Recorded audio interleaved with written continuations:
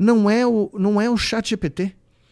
É o ser humano que projetou para essa ferramenta todas as suas neuroses, a solidão, a sua complexa inferioridade, a sua vida miserável de não conseguir atingir o que você quer ter na vida porque o mundo é difícil, né? O que o Schopenhauer...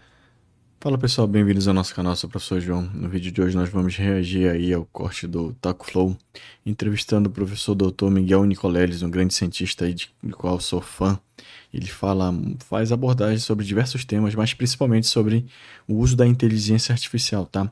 Créditos na descrição aí do vídeo aí ao TalkFlow e vamos lá analisar aí, beleza? Por exemplo, no leste da África, na pré-história, os caras usavam conchas do mar, as conchas mais bonitas, menos bonitas, mais comuns, menos comuns, para fazer negociações de troca, né?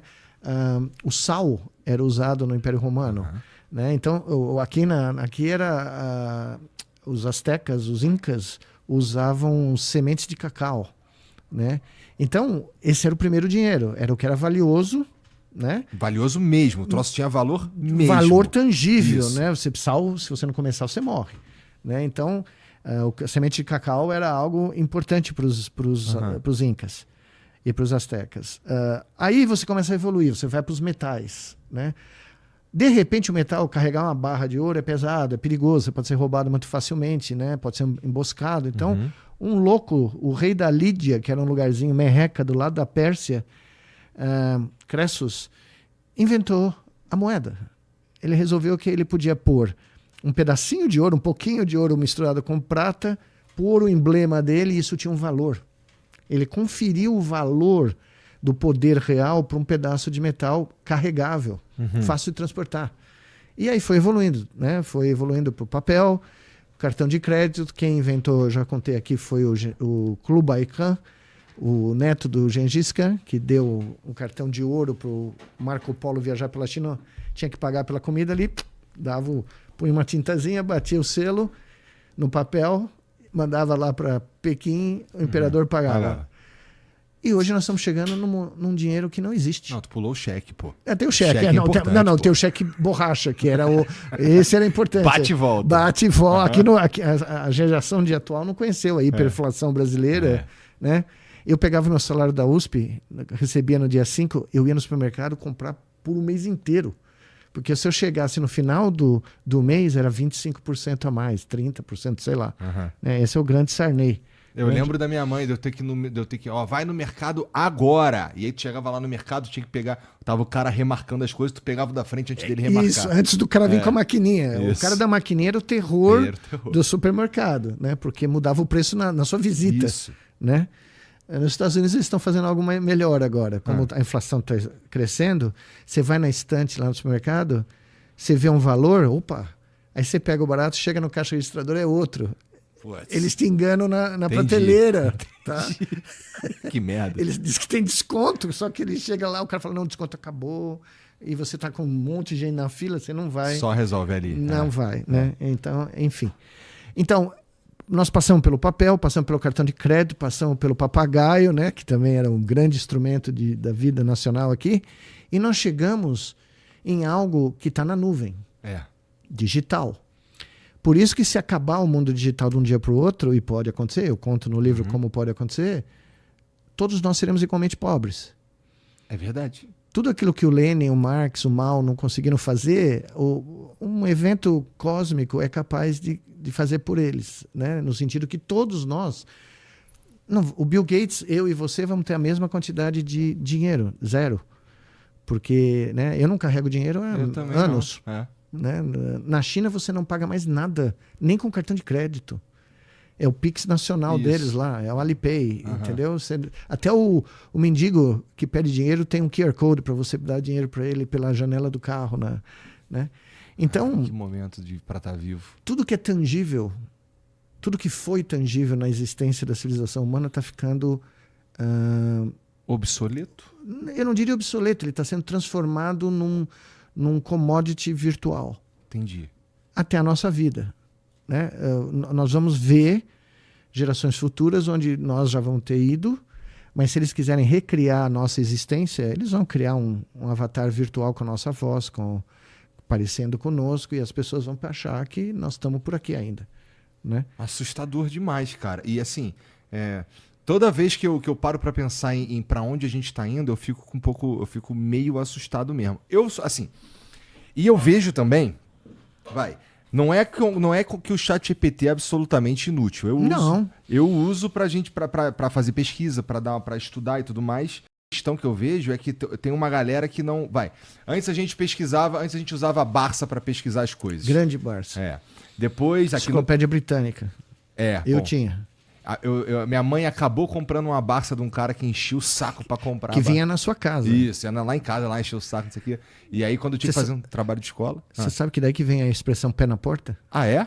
Sabe a expressão pé na porta? Eu tenho que pôr o pé na porta. Era o vendedor da enciclopédia, quando você abria a porta, ele punha o pé, você não conseguia fechar. Não fechar. Caralho, não sabia não. Mas os caras eram chatos mesmo. Aí aqui no Brasil, quando vem a internet, a gente começa a usar o KD, depois muda pro Google lá em 2001. Foi quando eu descobri o Google, pelo menos foi em 2001. Que eu lembro que um moleque fez um trabalho muito brabo na escola. E eu falei, caraca, como é que tu fez isso? Ele, eu vou contar pra ninguém não, tá? Tem um site chamado Google, tá? Que você vai... Lá é sinistro. Foi ali que eu descobri. E aí minhas filhas, quando... Pô, pesquisa tal coisa aí. Elas iam no TikTok... pesquisar coisas no TikTok, sabe? Tipo, como é que faz não sei o quê, ou o que é tal coisa. Porra, no TikTok, eu fico, meu Deus, no TikTok. E agora, os caras estão indo direto no ChatGPT. Então, meio que ele tá roubando todas as brisas. Então, hoje ele te ajuda a estudar, hoje ele te ajuda a fazer uma pesquisa, ou ele faz uma pesquisa idiota pra você, qualquer que seja. E a gente está cada vez mais entregando a nossa habilidade de decidir, eu não sei, mas de pensar, com certeza, para o ChatGPT, esperando uma resposta que às vezes ela não é, bom, sei lá. Mas você já notou que ultimamente no Twitter, toda questão que aparece, alguém põe uma mensagem lá. O Gork, isso é verdade? Nós estamos delegando a nossa crença, né? Se isso é real ou não é real, por um programa desses, que alucina. Em uma porcentagem alta e ninguém sabe por quê. Aliás, ninguém sabe como funciona, tá? Aqui entre nós. Quando você põe uma rede neural artificial com 100 mil camadas intermediárias para computar, com sei lá quantos milhões ou bilhões de elementos, você perde o track record de como a decisão foi tomada. Você não consegue retraçar o processo de tomar a decisão, porque são correlações, são buscas de padrões, né? E as pessoas estão delegando o poder ou a decisão, se isso é verdade ou não, para esses sistemas, né? Então, é um momento... Inclusive, tem várias tribos que estão surgindo nos Estados Unidos, né? Primeiro, os caras que fazem esses sistemas, que trabalham nessa indústria, chamam nós que somos de fora de normies. Nós somos os normies. Nós somos os pobres de matéria orgânica que não entendem como computar. Aí várias vezes quando eu posto alguma coisa em inglês, os caras vão falar, mas você não programa, você nunca depositou nada, você nunca usou uma GPU. Eu falei, bom, filho, primeiro que eu uso redes neurais artificiais desde que elas surgiram nos anos 90, para analisar padrões de atividade elétrica do cérebro.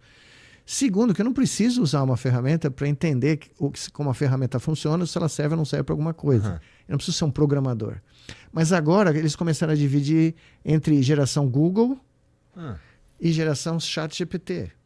Então, se você usava como nós usamos, né, o Google, nós já somos uma geração, nessa hierarquia, ultrapassada.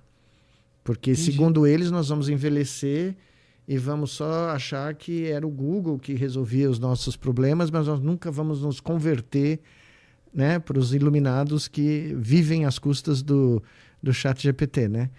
E o mais curioso é que esse processo foi predito. Eu já mencionei ele aqui uma vez, mas o Joseph Weizenbaum, que era o cara que criou a Elisa, que foi o primeiro bot, né?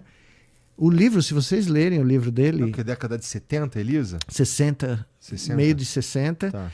Nos anos 70 ele começa a ficar super assustado com o que ele via na dinâmica do laboratório dele, as pessoas revelando segredos pessoais. Se apaixonando. Se apaixonando. A secretária dele fazia terapia com a Elisa. Tem gente fazendo terapia com o ChatGPT. Tem, não tem? Tem. E o chat elogia, né? Fala, você é uma pessoa muito melhor que você acha. Essa é melhor, né? Tem gente propondo casamento, né? E tem instrumentos que não são o ChatGPT, mas que eles criam perfis falsos, mulheres maravilhosas, né? E são bots, né? Existem perfis de influenciadores digitais. Isso. E com a foto da pessoa, e as pessoas acreditam que aquela pessoa está conversando com ela. Miguel, tem gente que assina pornografia gerada por inteligência artificial, sabendo que é inteligência artificial. Então, mas um cara falou uma coisa muito interessante a semana passada, um programador desses, um cara sério. Esse cara é um cientista computacional sério que eu sigo há muitos anos e tal. Ele falou, agora eu entendi o apelo do ChatGPT. Não é o que todo mundo está falando. E ele é um cara que programa LLMs, ele é um cara do ramo, tá? Eu comecei a ler psicologia, ele falou mais profundamente, conversei com cientistas que fazem, né, tal. Não é o ChatGPT, é o ser humano que projetou para essa ferramenta todas as suas neuroses, a solidão, a sua complexa inferioridade, a sua vida miserável de não conseguir atingir o que você quer ter na vida porque o mundo é difícil, né? O que o Schopenhauer falava, o mundo é só tristeza. A gente tem que extrair alguma felicidade do que der, né? E ele falou, honestamente, o sucesso da penetração da ferramenta não tem nada a ver com a eficiência, a autonomia. Olha que coisa profunda. Eu nunca tinha ouvido um cara da área falar isso, tá? Eu já tinha essas ideias com meus amigos neurocientistas, mas eu nunca tinha ouvido um cara que trabalha... Exato. E ele falou, o sucesso é porque o sistema se transformou numa muleta emocional, numa muleta cognitiva. Então você não só delega decisões, você delega o pedido de auxílio, isso é verdade, isso é mentira, mas você delega todo aquele vazio que o mundo moderno criou no ser humano. Porque você está no seu quarto, na frente de um terminal, e faz 50 anos que você não vê, o seu melhor amigo. Né? Você não vê... No Dia das Mães, domingo aí, eu vi uma postagem de um cara falando assim pro ChatGPT, não falo com a minha mãe há 20 anos, ou sei lá quantos anos, né? Porque tiver uma desavença, o que eu devo fazer? Liga pra ela. O ChatGPT respondeu, pega o telefone, meu filho. Eu olhei para aquilo e falei, sério, né? Pô, que a gente tá virando, né, cara? O título da minha coluna para minha mãe, dedicado para minha mãe, foi Mãe é Mãe. E eu contei lá que um dia eu estava dando uma palestra em Tóquio, puta palestra daquelas, né? Importante, tudo japonês, tudo sério. E eu malditamente esqueci de desligar o meu telefone. Estou lá introduzindo o tópico, né? Um negócio super esotérico, toco o telefone, Dona Giselda. Falei, bom, atendi o telefone, avisei a plateia. Não tem jeito, né? Eu falei, mãe, eu tô dando a plateia. Tô em Tóquio, mãe, a senhora não esqueceu do fuso horário. Mãe, ela falou, avisa para eles que mãe é mãe. Pronto, tá aí. Eu peguei o microfone e falei, minha mãe mandou dizer que mãe é mãe. E tive que falar com ela 2 minutos até convencê-la, né? A plateia caiu, né? Os japoneses caíram. E aí eu lembrei desse episódio e escrevi uma coluna em homenagem a ela, porque é um troço que talvez daqui a algumas gerações ninguém entenda. Caraca, toda vez que eu converso contigo, eu saio daqui mais achando que fudeu, cara. Não, mas para pra pensar. A conexão mais... Eu brinco com ela que nós temos uma sociedade desde o intraútero, né? Que o nosso cordão umbilical nunca foi cortado, né? Porque ela lê a minha mente, eu estando no outro lugar do planeta, ela entende o que eu fiz da vida, Quando eu falei que... Imagina, estudei medicina, a família se reúne na formatura para descobrir o que eu ia fazer, qual especialidade eles iam ter de graça, né? Todos os membros da família. Eu falo, não, eu vou fazer doutorado e ser neurocientista. Foi um anticlímax completo, né? Pô, mas eu tô cheio de dor aqui, Miguel. Eu pensei que você ia ser ortopedista, o joelho não tá funcionando. Foi um anticlímax, uma festa de formatura que eu já vi na vida, né? Minha mãe vira para mim e fala, vai lá, manda todo esse povo dormir e vai fundo, entendeu? Porque é isso que você tem que fazer, é isso que você quer. E foram as mulheres da minha família que me apoiaram, entendeu? Que falaram, ninguém sabia o que era ser cientista, né? A família Nicolés, mas pô, ninguém tinha a menor ideia do que era isso. Médico já era o supra-sumo da... Aí eu renunciei ao certo pelo incerto, né? Mas Dona Giselda, que viveu isso como escritora, porque, imagine, você ser mulher, casada, com juiz, e querer ser escritora profissional nos anos 60, frequentar um mundo, né, cultural de São Paulo, ir em tarde, noite de autógrafo. Complicado para a família. Foi muito difícil para ela. E eu ia junto. Eu e meu avô eram os companheiros. Meu pai se recusava a participar, né, no começo, mas ia eu e meu avô. E minha mãe desbravou, né, todo esse mundo machista, todo esse preconceito, mesmo de escritores, tá? Mesmo de homens aí conhecidíssimos, famosos, super machistas, né? E eu me inspirei nisso. Eu me inspirei nesse exemplo de coragem, né, de resiliência humana, né? E foi ser neurocientista. E fui decepcionar a família inteira. Mas aí eu fiquei pensando, essa conexão que a gente desenvolve com pai, mãe, filho, pessoas próximas, né, amores, ou seja, os mais diversos, ela pode um dia não existir. Ela pode um dia ela ser completamente eliminada da nossa convivência cotidiana. Bom, a última fronteira é o núcleo familiar, então, nesse sentido, né?